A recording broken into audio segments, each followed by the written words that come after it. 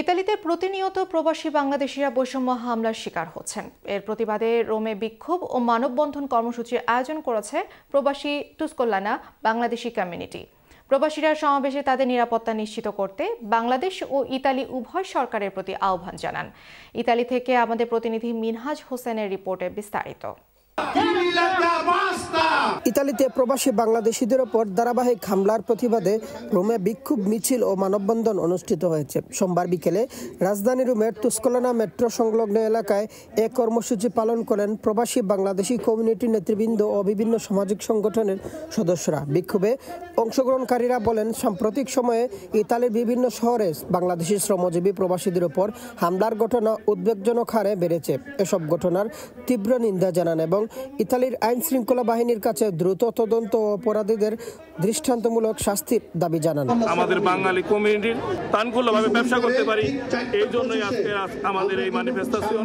নিরাপদে রোমে বা ইতালিতে বসবাস করতে চাই, সন্ত্রাসী হামলা থেকে টেররিস্টের বিরুদ্ধে আমরা এখানে এসেছি, জড়ো হয়েছি প্রশাসনকে জানানোর জন্য, আমাদের নিরাপত্তার জন্য।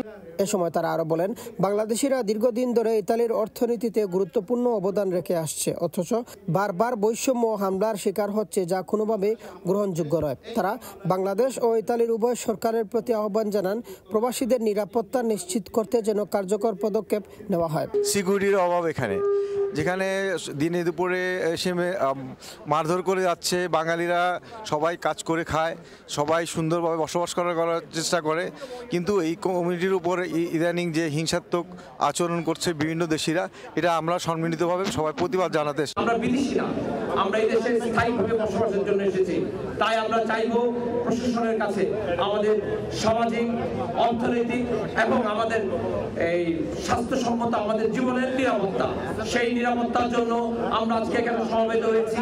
যে আমরা বাংলাদেশি কমিউনিটি আমাদের বিভিন্ন মতাদর্শ, ধর্মীয় বিশ্বাস, অঞ্চল ছাড়াও যখন আমাদের বাংলাদেশের কমিউনিটির উপর আক্রমণ আসবে, তখন আমরা সবাই একত্রিত হয়ে এর প্রতিবাদ করব। মানববন্ধনে প্রবাসী বাংলাদেশি কমিউনিটির বিভিন্ন সংগঠনের শতাধিক সদস্য অংশ নেন। তারা ভবিষ্যতে আরো বৃহত্তর কর্মসূচির ঘোষণা দেন যদি দ্রুত ন্যায় বিচার নিশ্চিত না হয়।